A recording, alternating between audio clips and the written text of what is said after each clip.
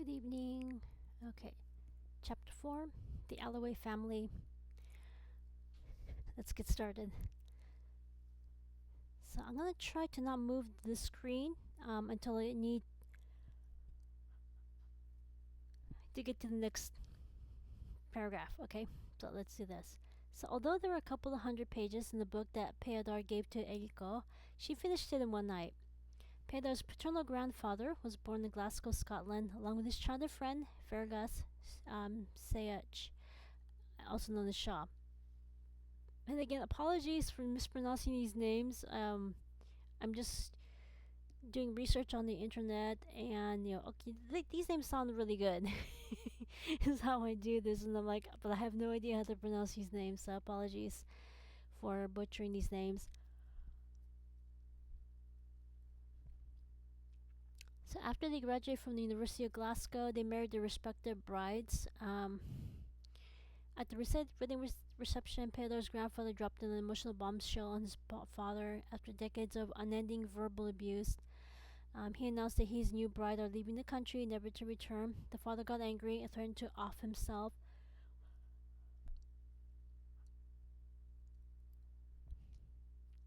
When the son called his father's bluff, the father realized that he has been defeated and acquiesced. The year was 1929. Little did they know what would happen to the global economy later that year. Undeterred by the daily people jumping up skyscrapers in New York City, they hustled, going from business to business, making new contacts.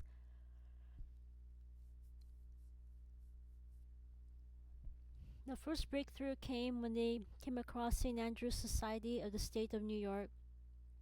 All of a sudden, they met other Scottish expats and got the endorsement they needed to establish their company. The focus of their company is to help small businesses connect with each other. After each of their sons graduated from the university, they established satellite offices throughout the world: Australia, Canada, France, Ireland, United Kingdom, West Germany, followed a few decades later by New United Germany, as well as Asia, Hong Kong, Japan, Singapore, South Korea, and Taiwan. Peodor's father started the office in Japan.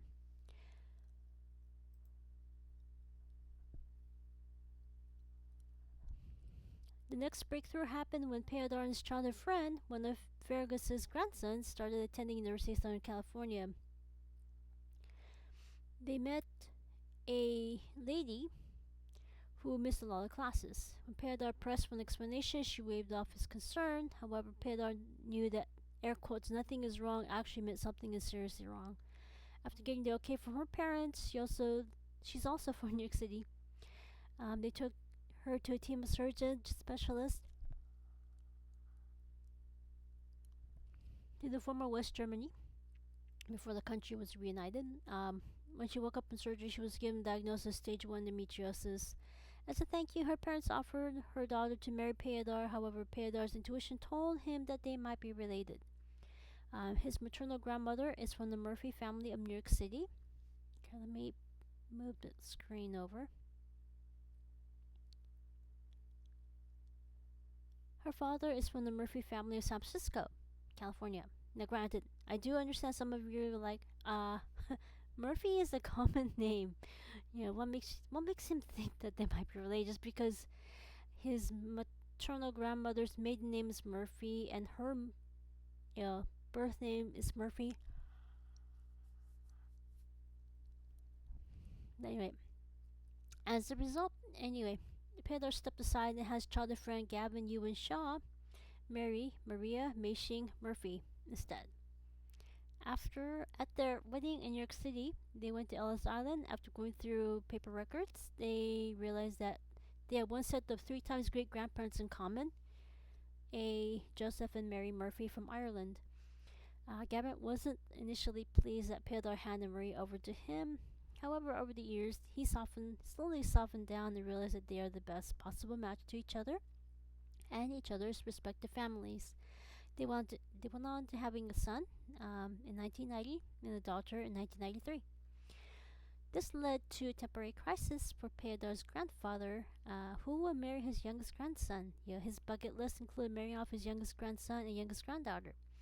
He was less worried about his granddaughter because she's 7 years younger than Peodar, so there's still time for her to find her match.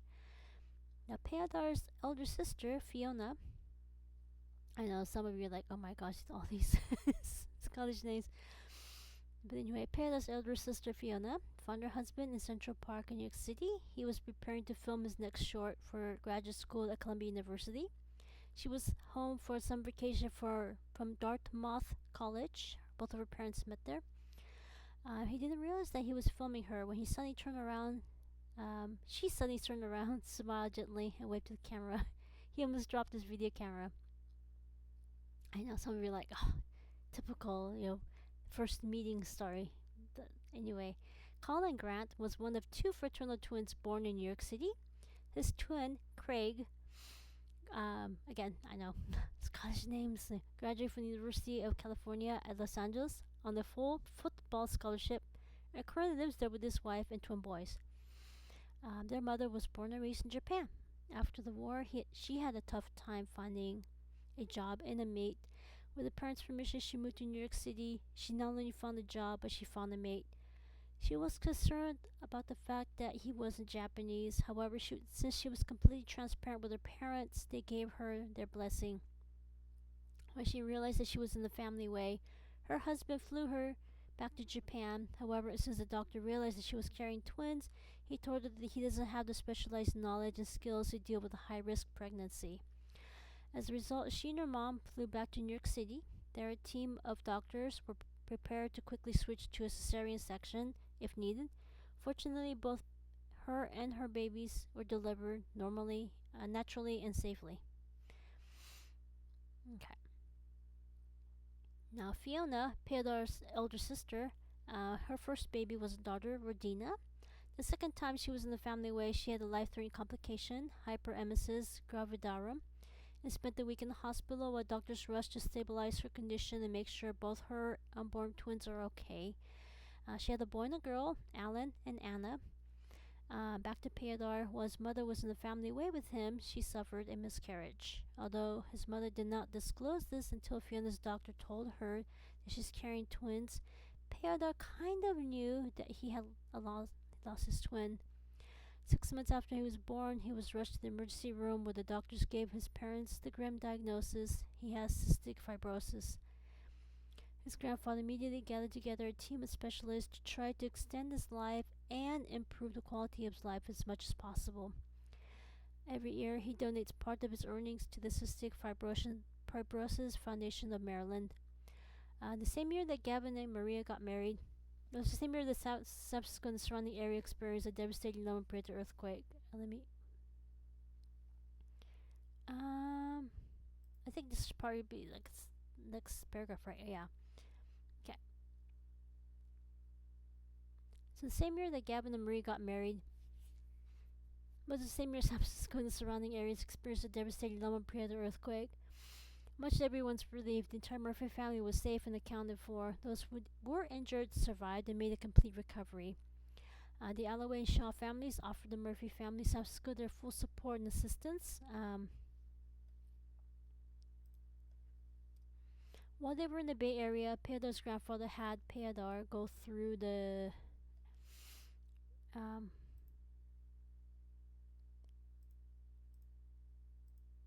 how do I do this?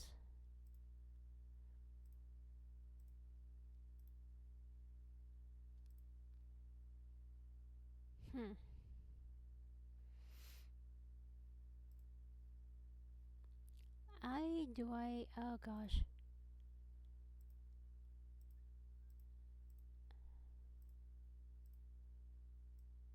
Okay, I'll just put this here until I can figure this out. Some of you are probably like, this is what you need to do here. I have no idea what I did wrong here. Anyway, while they were in the Bay Area, I'll tell you what this says back here. While they were in the Bay Area, Peodar's grandfather had Peodar go through the Murphy Hotel, HOTEL, and asked their guests what they can do to help them. Kim was one of the hotel guests. She was attending a university in San Francisco at the time. Although her dormitory survived the earthquake, it was badly damaged and had to be torn down.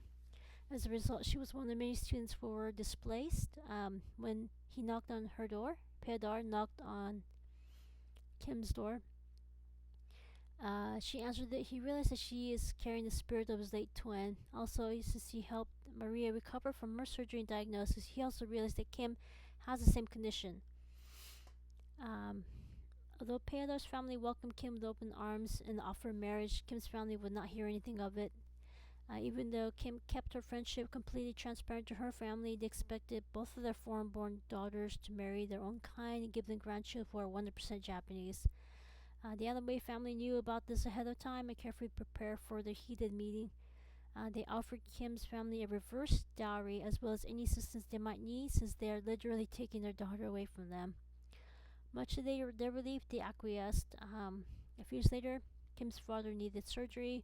Since this country does not have a national healthcare system and they don't have private health insurance, um, the Allaway family not only helped to find the right doctor in Japan, they also helped move both of her parents back to Japan. Kim's younger sister saw everything that had happened to marry Japanese American man to appease their parents and show them what a good daughter she is. However, since she invited her parents into her marriage, they destroyed her first marriage. As a result, before she married her second husband, also a child of Japanese immigrants, she forced her parents to disown her so they would stay out of her second marriage. Since Pedar doesn't know when his time will come, because we're looking at, he has cystic fibrosis, he doesn't have the heart to leave this world without seeing his children graduate from high school. He and Kim agreed to not have any children of their own. Much to their relief, Pedar's family respected their decision. Erika read the Allaway family book in one night. She wondered what would happen to her and her younger siblings since they live in two different countries. She also knew that both of her parents are just like Kim's parents. They won't accept either of their children marrying somebody who's not Japanese, even though they live outside Japan. After she took a long bath, she brushed her teeth, she retired. So this weekend, I'm gonna go over the next chapter, and fingers crossed, but no pinky promises. I'll try to upload the next video next week. So take care, everybody, and I hope you have a wonderful weekend. See ya.